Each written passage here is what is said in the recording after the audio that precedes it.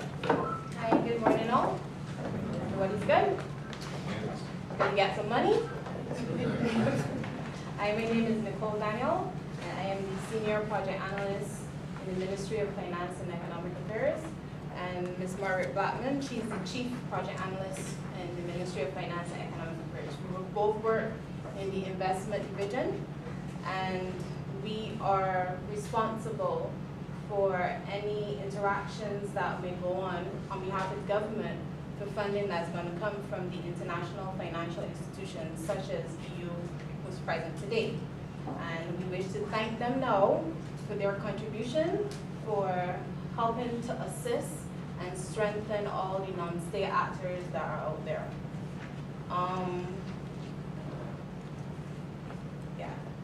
Well, as we all know, the whole basket for the program is $250,000 Barbados dollars. As Rodney would have said before, you have a maximum of each application for $25,000 Barbados dollars. No, you don't have to do $25,000 for a project. You can do, as he said, $1, which nobody will do, but we can have $10,000, $20,000 Barbados dollars, whatever your project needs to get strengthened. Of course, if you do $30,000 or more, you must show how you will be financing that additional funds so that we will be able to know as well that you can manage the project, and also that the project, the funds that you will be presenting or you will be using will be for good uses. The total duration of the project for each person is no more than 6 months, right? Okay, to continue, there will just be one grant per organization. As Nicole said earlier, the maximum is $5,000, and you must show the ability to cover any shortfall, as she mentioned earlier. Now, the grant cannot be used for the following reasons: debts and provision, or losses or debts, interest owed, items already financed, purchases of lands or buildings unless necessary for direct project implementation, and credit to third parties. Who can apply? Of course, persons such as yourself, non-profit, and or non-state actors active in Barbados.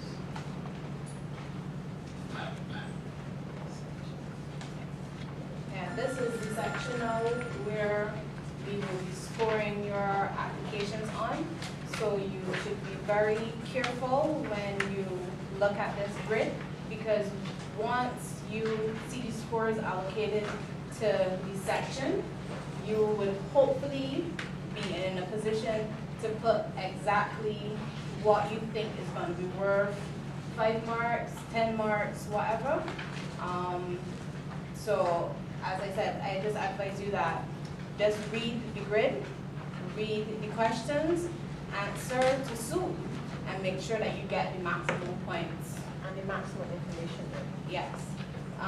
So the first section is operational capacity, which is very important to everyone. We just need to know that you have the capability of managing the project.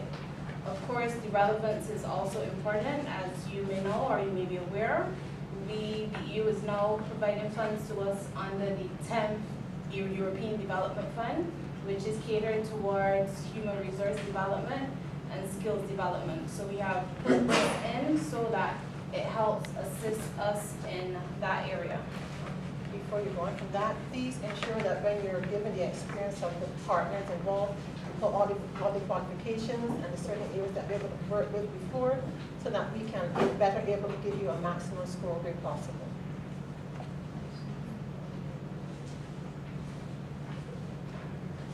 Okay, then the next section would be effectiveness and feasibility of the action. Make sure that your project is best suited for the eligibility items that we have for funding. Then we have sustainability.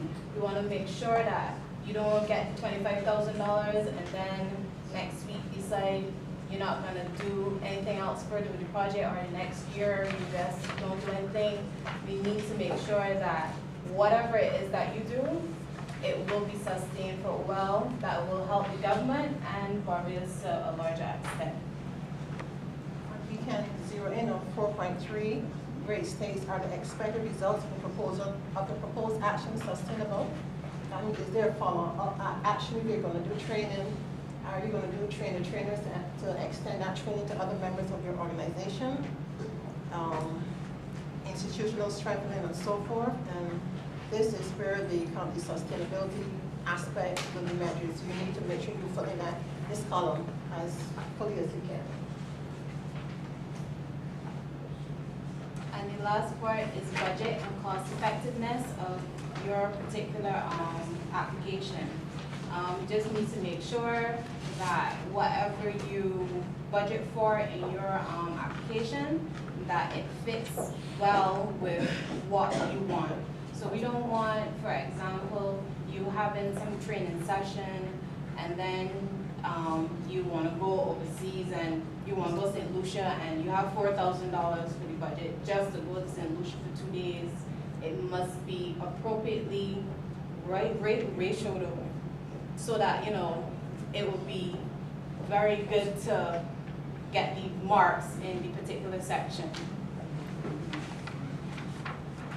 All right, we go through the application form, which I am assuming that everybody would have probably have a copy or seen a copy before online, etc. Yeah. Of course, one would be the person filling out the application, and we would have the person who would be the contact person,